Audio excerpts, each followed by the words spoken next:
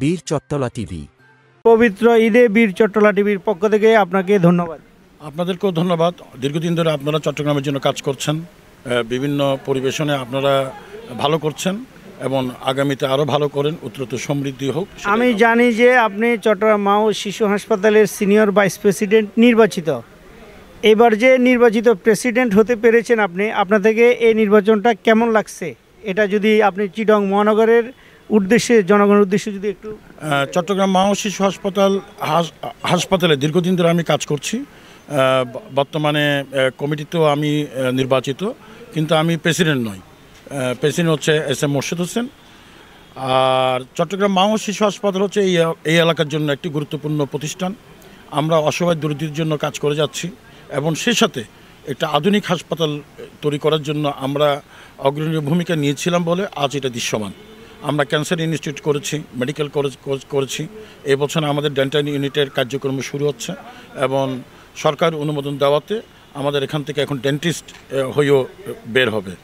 এবং এই অঞ্চলে বিশেষ করে বিগত সময়ে বেগম খালেদা জিয়ার অবদান স্বীকার করা উচিত সর্বদা, কারণ এই বিশাল এই জায়গাটাই প্রতীকী মূল্যে আমাদের আমির খুসরু মাহমুদ চৌধুরীর আপনার তত্ত্বাবধানে আমরা এটা পেয়েছিলাম বলে আজকে এই ইনস্টিটিউটগুলো হয়েছে এবং বর্তমানে নতুন ভবন দৃশ্যমান হয়েছে। এবং বর্তমানে এই হাসপাতালে বিশেষায়িত হাসপাতাল হিসেবে প্রতিষ্ঠিত এবং দেশের আপনার সুনামধন্য এবং যারা খুবই স্পেশালিস্ট ডাক্তাররা আমাদের এখানে কাজ করে যাচ্ছে। ডাক্তারদের সেবা বলতে আমরা প্রতিনিয়ত ডাক্তার হিসেবে তো জনগণের জন্য কাজ করেই যাচ্ছি। ভবিষ্যতে আপনাদের জন্য আরও যাতে কাজ করতে পারি এই আশা নিয়ে মাঠে থাকা। তো সর্বদা দোয়া করবেন আপনার ভাইয়ের জন্য, আমার জন্য, যাতে আমরা মানুষের সেবায় সবসময় আত্মনিয়োগ করতে পারি।